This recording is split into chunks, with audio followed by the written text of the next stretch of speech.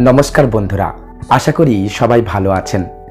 आजकेर आपनादेरके आमरा स्वामी विवेकानंदेर जीवनेर एकटी गल्प बोलबो। हाँ, जे गल्पटी आमी बोलते चलेछि एई गल्पटी आपनारा सबाई प्राय शुनेछेन अथवा बोये पड़ेछेन। तो सेई गल्पटी आजकेर आमी आपनादेरके बोलबो। एई गल्पटी कोन प्रेक्षापटे आमरा पेयेछि एबं एई गल्पटी आमादेरके कि शिक्षा देय ता आजकेर एई भिडियोटिर माध्यमे आमरा आपनादेर सामने तुले धरब। स्वामी विवेकानंद जिनि 1863 साले 12 জানুয়ারি कलकाताते जन्मग्रहण करें। स्वामीजी 1883 साले अर्थात स्वामीजीर बयस जखन 20 बछर तखन तिनि बीए पास करें एबं 1884 साले स्वामीजीर पिता विश्वनाथ दत्त मारा जान। स्वामीजीर पिता छिलेन एकजन विख्यात उकिल एबं एकजन भीषण दानी व्यक्ति छिलेन स्वामीजीर पिता, जिनि अकातरे मानुषके दान करतें।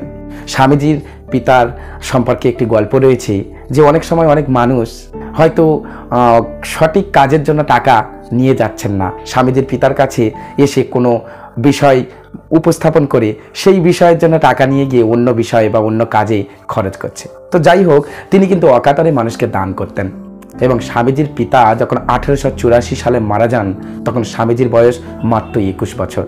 सबे मात्र बीए पास करेছেন 21 बछरेर एकजन युवक। এই সময় স্বামীজির মনের মধ্যে ঈশ্বর আছেন কি নেই এই রকম ধারণা এসেছিল এবং তিনি শ্রী শ্রী রামকৃষ্ণ পরমহংসদেবের সান্নিধ্যে এসে তার জবাব পাওয়া শুরু করেছিলেন। ঠিক সেই সময় পিতার মৃত্যু ঘটে। স্বামীজিরা ধনী হলেও যখন বিশ্বনাথ দত্ত মারা গেলেন তখন দেখা গেল যে তিনি বেশি কিছু রেখে যেতে পারেননি। অকাতরে যিনি দান করেছেন তিনি আর কি জমিয়ে রাখবেন। তাই অচিরেই সংসারের হাল বড় ছেলে হিসাবে নরেন্দ্রনাথ দত্ত অর্থাৎ ভবিষ্যতের স্বামী বিবেকানন্দকে ধরতে হবে। তাই স্বামীজি হন্যে হয়ে ঘুরে বেড়াচ্ছেন বিভিন্ন জায়গাতে, চাকরির জন্য চেষ্টা করছেন এবং বহুদিন চেষ্টা করেও তেমন কোনো পার্মানেন্ট কাজ তিনি তখন পর্যন্ত জোগাড় করে উঠতে পারেননি। একদিন নরেন্দ্রনাথ দত্ত শ্রী শ্রী রামকৃষ্ণ পরমহংসদেবের কাছে তাদের দারিদ্রতার কথা খুলে বললেন, তাদের অভাবের কথা খুলে বললেন, তাদের দুঃখের কথা জানালেন, তাদের পরিবারের বর্তমান অবস্থা এবং সংসারের হালচাল তিনি শ্রী শ্রী রামকৃষ্ণ পরমহংসদেবের কাছে বললেন। ঠাকুর শ্রী শ্রী রামকৃষ্ণ পরমহংসদেব তা শুনে বললেন, আচ্ছা তুই মায়ের কাছে জানা, মা ভবতারিণীর কাছে গিয়ে কিছু চেয়ে নে না। স্বামীজি মা ভবতারিণীর কাছে গেলেন।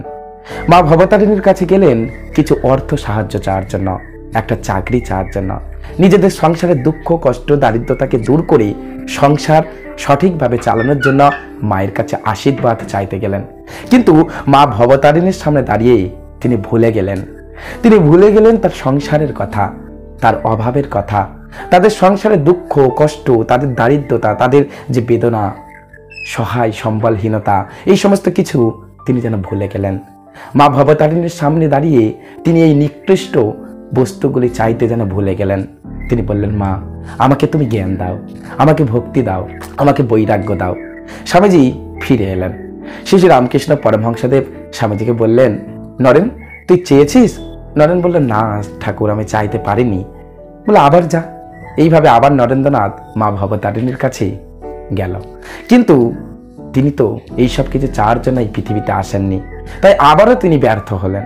আবারও মায়ের কাছে তিনি চাইতে পারলেন না। তার মনের মধ্যে কোথায় যেন একটা দ্বিধা, কোথায় যেন একটা আপত্তি তাকে এই সব কিছু চাইতে ভীষণভাবে বাধা দিচ্ছিল।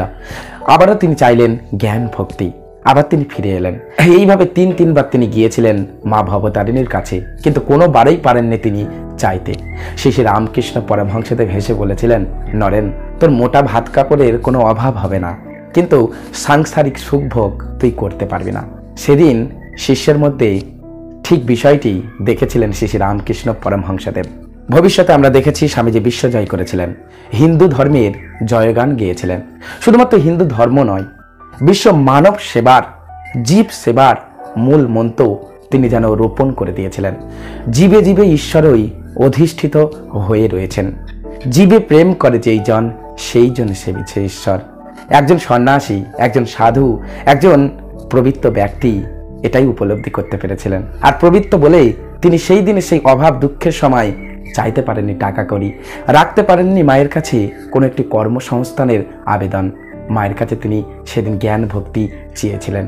স্বামীজির এই গল্পটি আমাদেরকে শিক্ষা দেয় যে ঈশ্বরের কাছে কি চাইতে হবে, ঈশ্বরের কাছে কি চাওয়ার জন্য আমরা এই পৃথিবীতে এসেছি। উপনিষদের একটি গল্প রয়েছে, সেখানে নচিকেতার একটি কাহিনী রয়েছে। নচিকেতা, তাকে যখন প্রলোভন দেখানো হচ্ছিল বিভিন্ন প্রকার সাংসারিক সুখভোগের, তিনি তখন বলেছিলেন যে এই সমস্ত কিছু নিয়ে আমার কি হবে, যা আমাকে অমরত্ব দান করতে পারবে না তা নিয়ে আমার কি হবে। এই গল্পটি আমাদেরকে শিক্ষা দেয় যে ঈশ্বরের কাছে টাকা করি বা অন্য কিছু নয়, এই সমস্ত বস্তু আমাদের কাছে অতি নিকৃষ্ট। আমরা ঈশ্বরের কাছে চাইব সেটাই, যেটা আমাদেরকে অতি উত্তম স্থানে নিয়ে যাবে, আমাদের মনকে পবিত্র করবে, হৃদয়ের সমস্ত প্রকার দ্বিধা, সমস্ত প্রকার বিরক্তি অথবা আপত্তিকে দূর করে বিশ্ববাসীর কল্যাণে নিজেদেরকে প্রস্তুত করবে। বন্ধুরা, স্বামীজির এই গল্পটি আপনাদের কেমন লাগলো তা আমাদেরকে অবশ্যই কমেন্ট করে জানাবেন।